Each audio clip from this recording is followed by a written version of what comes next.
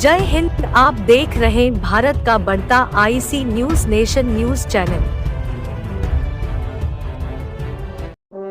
बज गया बिगुल, बिछ गई चुनावी बिसात, किसका बजेगा डंका और किसकी होगी मात। सत्ता के सबसे बड़े रण क्षेत्र का हाल, दल की सबसे बड़ी कवरेज, विधानसभा का महासंग्राम। मैं प्रदीप पटेल, आईसी न्यूज से। आज हमारे बीच है भारतीय जनता पार्टी के प्रदेश उपाध्यक्ष एवं लैलूंगा विधानसभा क्षेत्र से, जिनका आवेदन विधायक टिकट के लिए प्रस्तावित है। मैं प्रदीप पटेल, आईसी न्यूज से। आज हमारे बीच है भारतीय जनता पार्टी के प्रदेश उपाध्यक्ष एवं लैलूंगा विधानसभा क्षेत्र से, जिनका आवेदन विधायक टिकट के लिए प्रस्तावित है। आईसी न्यूज चैनल की स्टूडियो में स्वागत करता हूं।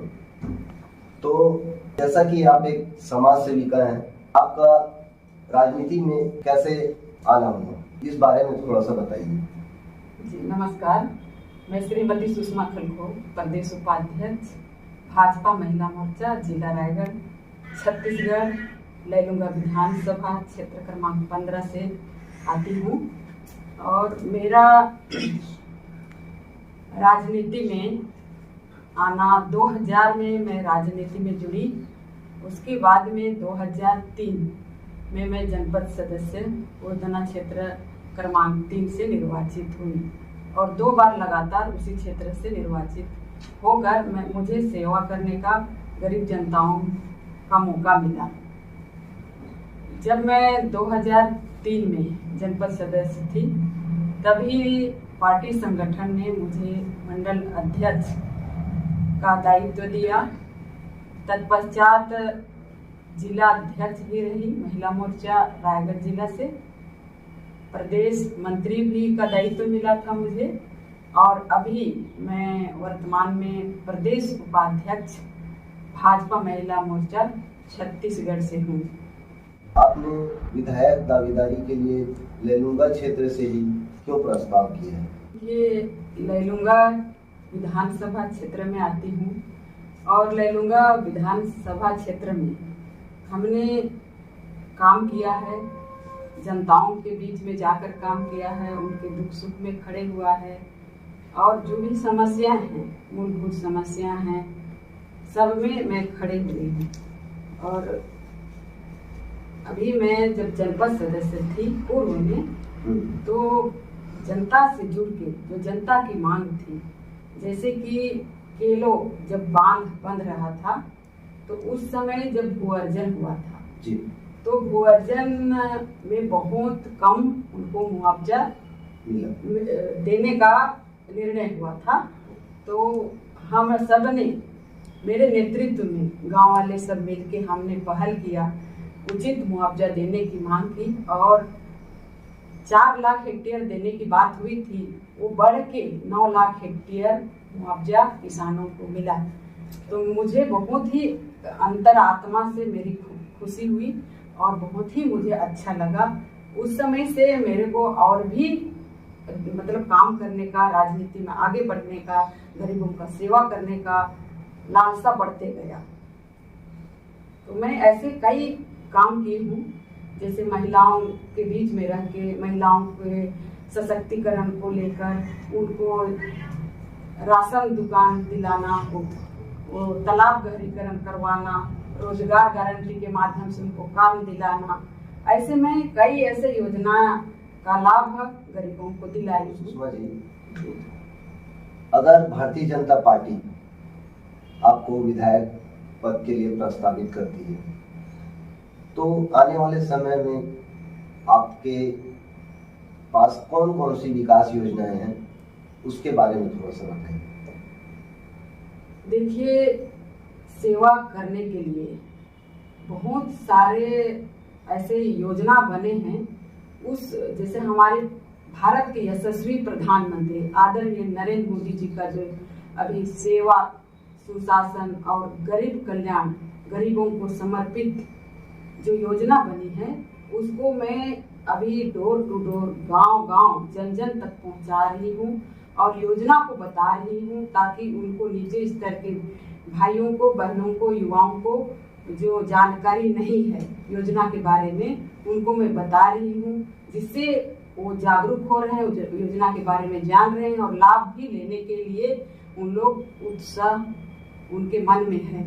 और देखिए, मैं तो अगर मुझे मौका मिला, पार्टी संगठन ने मुझे प्रत्याशी घोषित किया, तो बहुत सारे ऐसे समस्या हैं गांव स्तर पे, बूथ स्तर पे, मतदान केंद्र स्तर पे। अभी मैं जा रही हूँ तो कई समस्या उभर के सामने आते हैं मेरे सामने। जैसे कि अभी शराब, आज के युवा शराब के आदी हो चुके हैं और परिवार में ऐसे अशांति का माहौल हो रहा है, जिसके वजह से कई परिवार टूट रहे हैं, बाल बच्चे बिखर जा रहे हैं, पत्नी को छोड़ दिया जाता है या प्रताड़ित किया जाता है, उसकी वजह से पत्नी या दोनों मियाँ बीवी अलग हो जाते हैं। ऐसे बहनों को भी मैं संगठित करके उनके लिए काम करने का, उनके लिए रोजगार देने का काम करूंगी।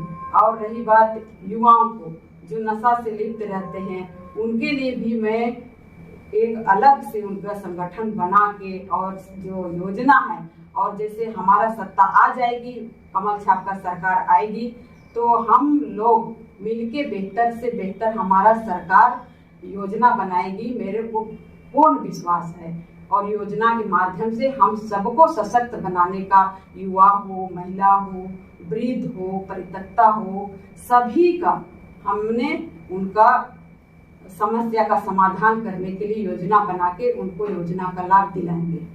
तो सुषमा जी, ये तो हम विकास की अभी चर्चा की। आप जिस विधानसभा क्षेत्र से आ रही हैं, ऐसी कौन कौन सी समस्याएं हैं जिसके बारे में आप ठोस कदम उठाना चाहेंगे, उस बारे में बताइए। लैलूंगा विधानसभा में मैं जब जा रही हूँ तो मुझे बताया जा रहा है ग्रामीणों के द्वारा, एक पीड़ित महिला मेरे पास आई थी, एकरा गांव के थी।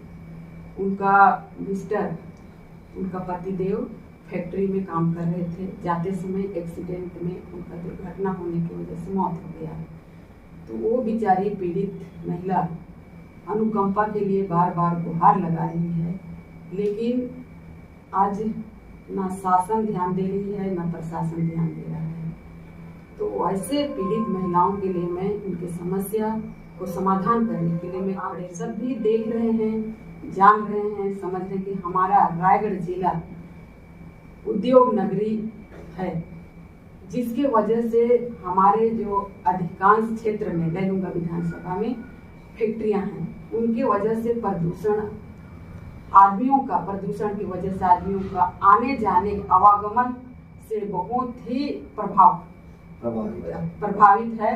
हम जैसे हमारी उड़दना से लेकर हम जाते हैं तमनार, तो इतना प्रदूषण है कि हम मोटरसाइकिल में जा ही नहीं सकते। जी जी। लेकिन उसका भी शासन ध्यान दे रही है, ना प्रशासन ध्यान दे रही है। तो ये सब बहुत सारे समस्याएं हैं नीचे स्तर पे। वृद्ध लोग, मैं जब जाती हूँ तो सीनियर सिटीजन जिनको बोलते हैं, 60 साल से ऊपर के लोग मेरे पास आते हैं, बेटा हमारा वृद्धा पेंशन हर नहीं मिला थी। और जब चुनाव आते रही 2018 में, तो जो चक्रधर सिदार वर्तमान विधायक हैं, आदरणीय चक्रधर सिदार जी, उन्होंने घोषणा किया था कि जब हमारा सरकार आएगा और हम जीत जाएंगे तो वृद्धों के लिए हम वृद्धा पेंशन, जिनको बोलते हैं योजना है वृद्धा पेंशन, 1000 कर देंगे। उसी आशा को लेकर आज वृद्ध जन मेरे से उम्मीद करते हैं कि आप 1000 हमको दिलाइए।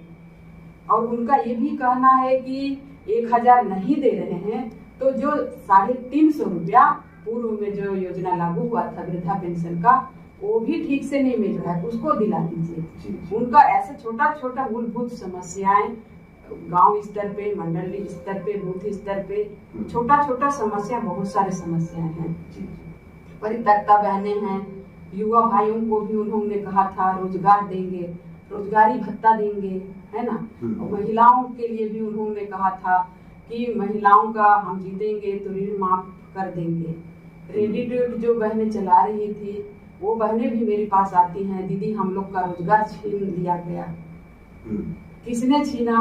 मैं उनसे पूछी तो किसने छीना? तो जो वर्तमान सरकार है आदरणीय भूपेश बघेल जी का, कांग्रेस का जो सरकार है हमारे छत्तीसगढ़ में, उन्होंने हमारा रोजगार छीन लिया गया। ये उनका कहना है गांव की महिलाओं का, और वास्तव में देखा जा रहा है तो उनके पेट पर लात मारा जा रहा है। वैसे लोग मतलब जनताओं को ठग के वोट लेना ये उचित नहीं है। जब हमारा कमल छाप के सरकार आएगा तो हम बेहतर से बेहतर काम करेंगे और उनके दुख सुख में हम एनी टाइम उनके सेवा में तत्पर रहेंगे। मैं अपने मोदी जी का एक सेवक के रूप में मैं काम करना चाहती हूँ और बेहतर जो अभी वर्तमान में जो विधायक हैं उनसे मैं बेहतर काम करूँगी।